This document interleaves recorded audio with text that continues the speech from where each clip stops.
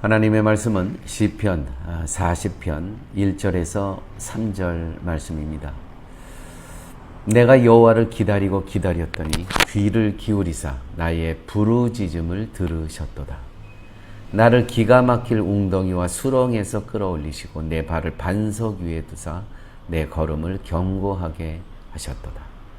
새 노래 곧 우리 하나님께 올릴 찬송을 내 입에 두셨으니 많은 사람이 보고 두려워하여 여호와를 의지하리로다. 아멘. 오늘은 2025년도 대신방 두 번째 날 우리 신영옥 집사님 댁에 왔습니다. 하영조 목사님의 말씀 중에 이러한 글이 있었습니다. 성도님은 믿음 생활을 하십니까? 상식 생활을 하십니까? 믿을만 하니까 믿으시고 이해될 만한 것만 믿으시며 살아가십니까? 그것은 믿음이 아닙니다. 믿음은 떠남에서 시작합니다. 자아를 떠나고 집착을 버려야 합니다. 믿음의 경주에서 승리하는 비결은 기다림입니다. 믿음은 기다림으로 완성됩니다. 이 하영조 목사님의 한 글이었습니다. 오늘 본문에 내가 여호와를 기다리고 기다렸더니 끈기 있게 여호와 하나님의 도움을 끈기 있게 기다렸더니 하나님의 때에 하나님께서 손을 내밀어 주셨다는 것이죠. 내가 여호와를 기다리고 기다렸더니 귀를 기울이사 나의 부르짖음을 들으셨도다.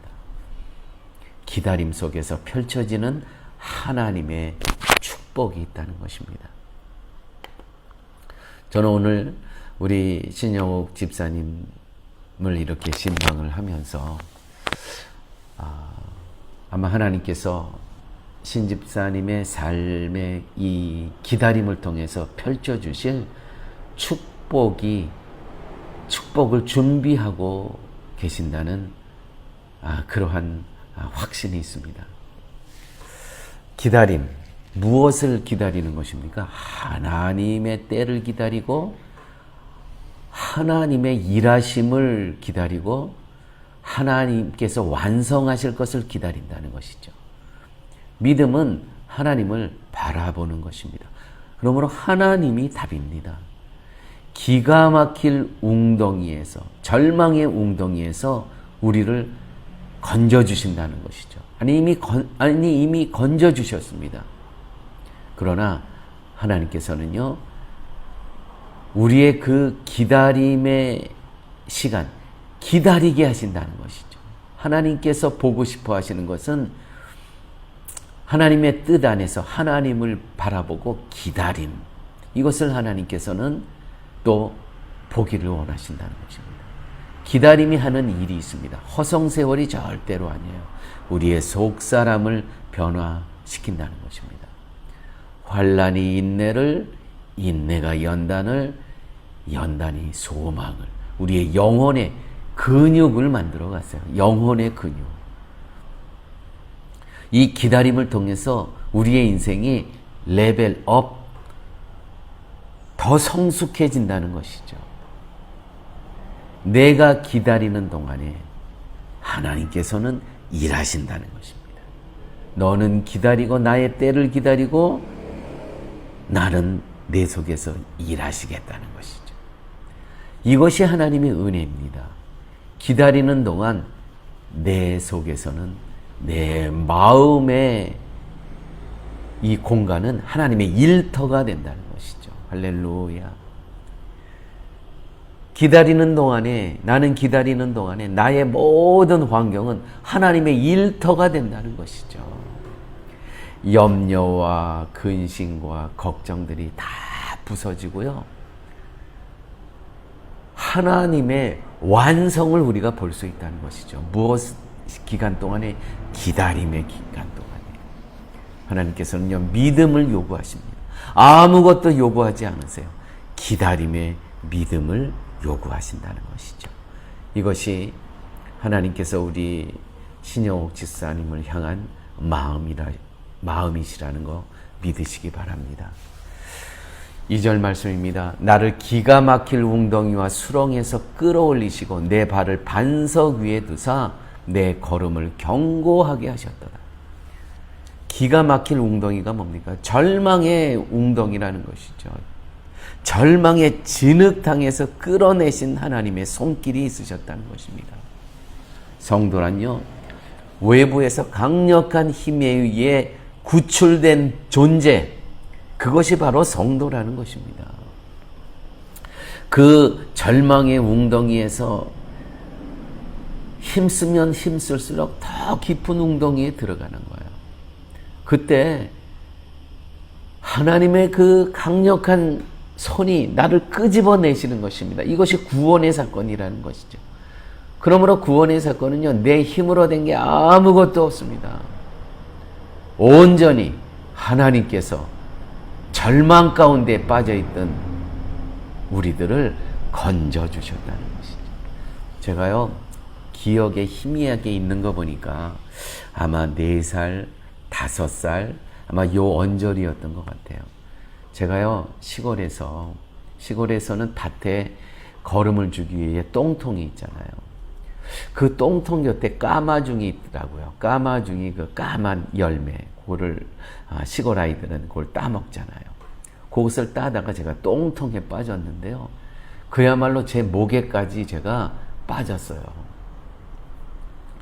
근데 그것을 보고 있던 제 누이가 제 손을 잡아주고는 소리 고래 질렀습니다. 동네 사람들 들으라고 와서 도와달라고. 제 누이가 저보다 2살이 많거든요. 누이는 저를 건져줄 수는 없죠. 저를 잡고는 있었다는 것이죠. 동네 사람들이 와서 저를 똥통에 빠진 저를 건져내가지고 또 우물에서 저를 씻겨주시고, 그 기억이 어렴풋이 있어요. 여러분, 사람이요, 저 혼자 절대로 구원함에 이르지 못합니다. 허우적댈수록 더 빠지는 거예요. 외부에서의 강력한 끌어내는 힘이 있어야 우리는 구원함을 받는다는 것이죠. 그 은혜 속에 그 은혜를 누리며 사는 것이 성도라는 것입니다. 내 손으로 끝내려고 하는 건 그런 건 다 미완성입니다. 하나님께서 끝내게 하십니다. 이것을 믿는 것, 이것을 바라보는 것, 이것이 믿음이라는 것이죠. 우리에게는요, 나쁜 습관의 수렁이 있어요. 거기서요, 내가 거기서 나오려면 안 됩니다. 하나님께서 건져주셔야 돼요. 우리의 습관 중에서도요, 절망의 습관이 있어요. 생각해 보십시오. 절망적인 상황이 있어요. 거기서 또 하나님께서는 반석으로 우리를 건져내 주신다. 육체의 절망적인 환경에 수렁이 있어요. 거기서 또 하나님께서는 건져내어 주신다는 것이죠. 그러므로 이런 환경, 상황, 이런 것들에 절망하지 마십시오. 네가 거기에서 나를 부르짖을 때, 내가 부르짖었더니 하나님께서 찾아오신다는 것이죠. 그러므로 내 은혜가 내게 족하다. 사도 바울은 육체에 가시가 있었어요. 하나님께서 내 은혜가 내게 족하니라. 거기서 하나님께서 또 건져주시고요. 또 그와 같은 상황에서 계속 가게 하세요. 그것이 끝이 아닙니다. 이런 얘기가 있죠. 인생은 책과 같다. 빨리 읽으려 하지 마시고요. 정독하십시오. 천천히 가십시오. 이것이 인생입니다. 빨리 읽으면은요, 나중에 무슨 내용이 있었는지 아무것도 모릅니다. 책 읽듯이 가는 인생이 바로 하나님과 함께 하는 인생이라는 것입니다. 하나님께서는 내가 잠잠할 때, 하나님께서 하신 일을 내가 조용히 바라볼 때 하나님께서 일하신다는 것이죠. 내 발을 반석 위에 옮기십니다. 내 걸음을 견고하게 하십니다. 사랑하는 교회 여러분, 오늘 우리가 이렇게 성도로서 이 정도 살아갑니다. 여러분, 옛날의 환경을 생각하십시오. 옛날에 여러분들이 절망 가운데 있었던 그 순간을 생각해 보십시오. 오늘 이 정도 살아갑니다. 이 정도면 솔직하게 말해봅시다. 이 정도면 개천에서 용난 거 아닙니까? 이 정도면. 아니 정말 그래요. 우리의 삶을 한번 되돌아보세요. 우리의 가문을 생각해 보십시오. 우리의 가정을 생각해 보십시오. 나의 예전의 형편과 처지를 한번 생각해 보십시오.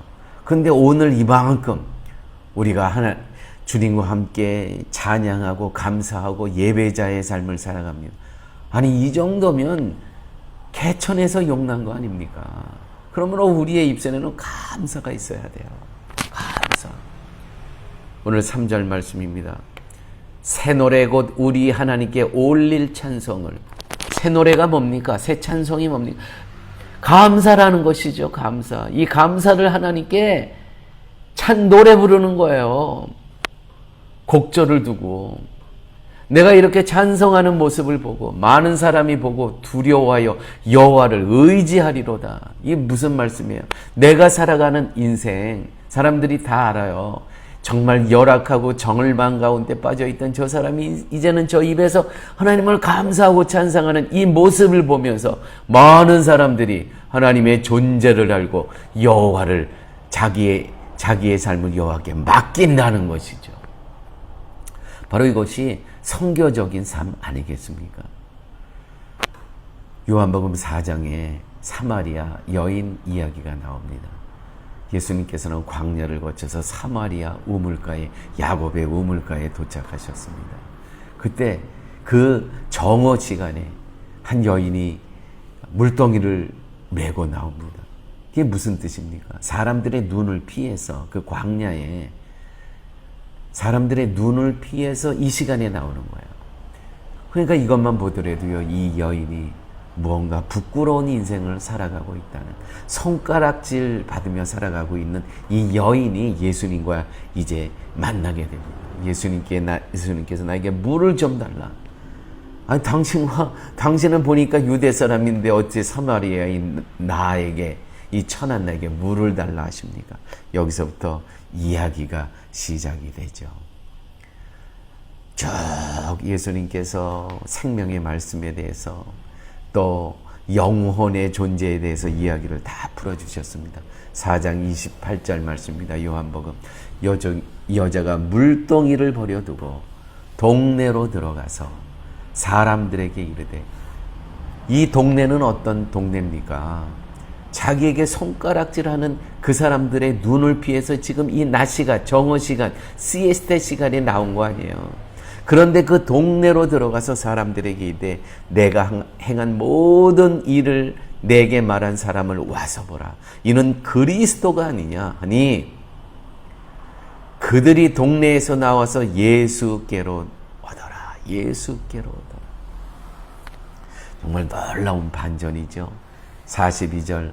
그 여자가 말하되, 이제 우리가 믿는 것은, 그 여자에게 동네 사람들이 말하되, 이제 우리가 믿는 것은 내 말로 인함이 아니라 이는 우리가 친히 듣고 그가 참으로 세상의 구주신 줄 알미라 하였더라. 사마리아 여인 때문에 이 동네 사람들이 예수를 그리스도로 믿는 것이 아니고 예수님의 말씀을 친히 듣고 이제는 저분이 그리스도라고 구주이신 줄 알미로라. 아무쪼록 우리 신영옥 집사님 이렇게 사마리아 여인처럼 선교적인 삶을 사실 수 있는 그러한 복된 인생이 되시기를 예수님의 이름으로 축원합니다. 아멘.